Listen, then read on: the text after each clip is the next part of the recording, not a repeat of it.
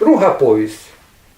Повість «Учитель Неборак», як я вже повів, це повість за молоду генерацію русинських учителів. Ми видимо двох русинських учителів, котрі мають фамілії Баранчишин і Неборак.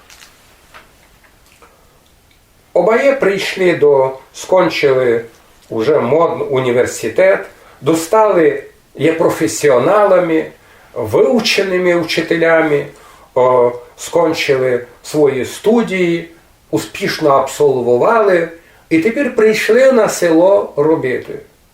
Це був, ми знаємо, що повість була написана у 1895 році, 1895 рік, це 1896 рік, то рік міленіума, так, тисячоліття угорського народу у Європі, з тисячоліття однайдення своєї отчизни у Європі. І ми знаємо, що многі чудеса чинилися у всі часи, то витворювалася така політика, щоб чим більше не мадярського населення асимілувати, доказати, що їм вигодно бути мадярами, вигодно буде стратити свої національні черти, приміром, не бути румуном, а бути мадяром, не бути русином, бути мадяром, не бути словаком, а бути мадяром. І от ми видимо, що автор подойме цю проблему у п'єсі «Учитель Неборак». Бо учитель Неборак, аби зробити кар'єру у часи міленіума, міняє свою фамілію на Небораки. А другий учитель Баранчишин міняє свою фамілію на Бараньфо. І ми видимо, що фактично обоє з них не думали над тим своїм поступком. Вони піддалися тому общому ажіотажу міленіума. На другому боці автор сюжет так написав свою повість, що для сюжетної лінії обоє тих молодих хлопців залюбилися в одну дівку.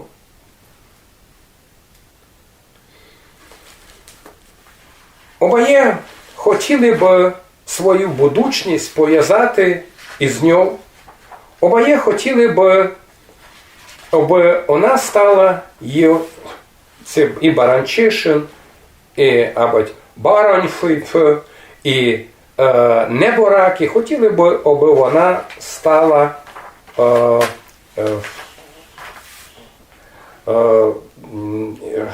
їх жоною.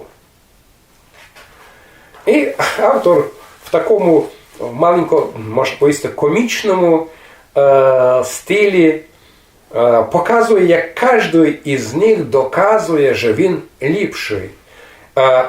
Аладар, так, Володимир Неборак стає Аладаром Небораки, а Міша Баранчишин стає Бараньфі. І от оба колись залюбили у ту дівку, а дівка якраз була дівкою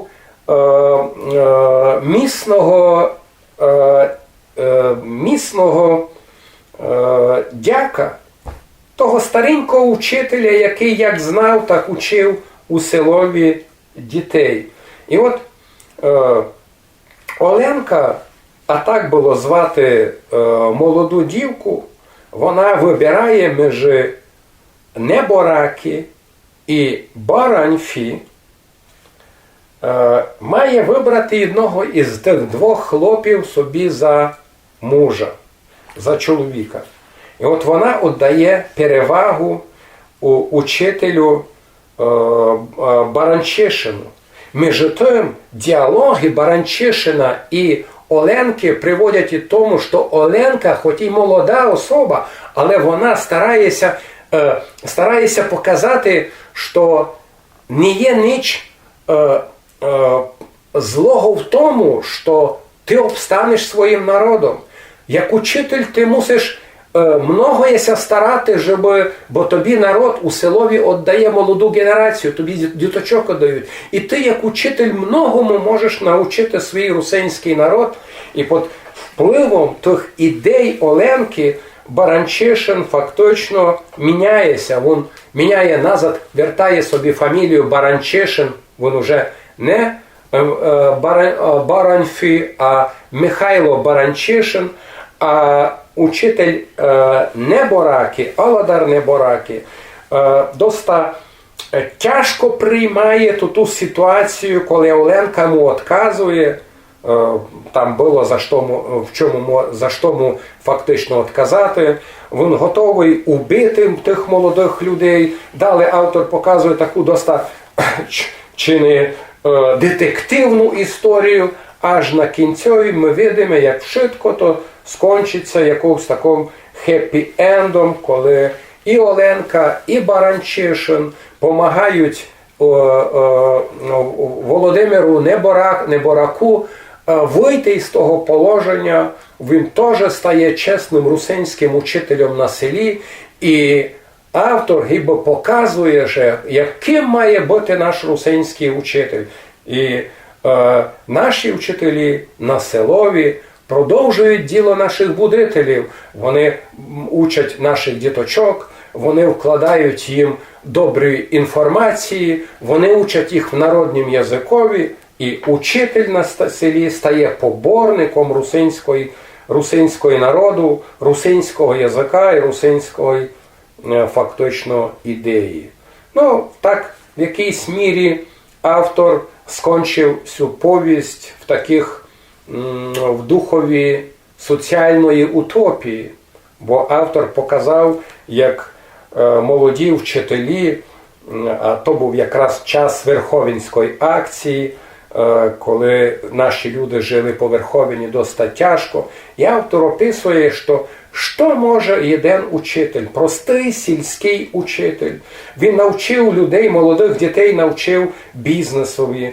Він організував ковальські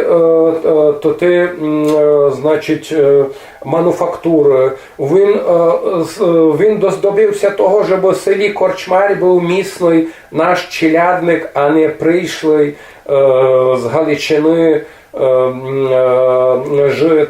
Він організував, завів такий бізнес, як саджати ябліньки, де можна, бо вони родили і давали добрий урожай. Він агітував молодих наших людей на селі займатися пчолярством, і пчолярство давало мед. То, значить, автор показує наше село через 10-15 років роботи сільського учителя, як такий, знаєте, оазіс добра, оазіс багатства. Ясно, що було то все в духові соціальної утопії. Немного є доброго, можемо сказати, за наше село на кінцеві 19-го, на початку 20-го століття, котре, можемо сказати, вимирало, було бідним. Але автор вірив у то. Він вірив у таку будучність, щасливу будучність русинів. Зато та віра дозволила йому ціле його життя бути просвітителем. На алтарь просвіти русинського народу покласти все.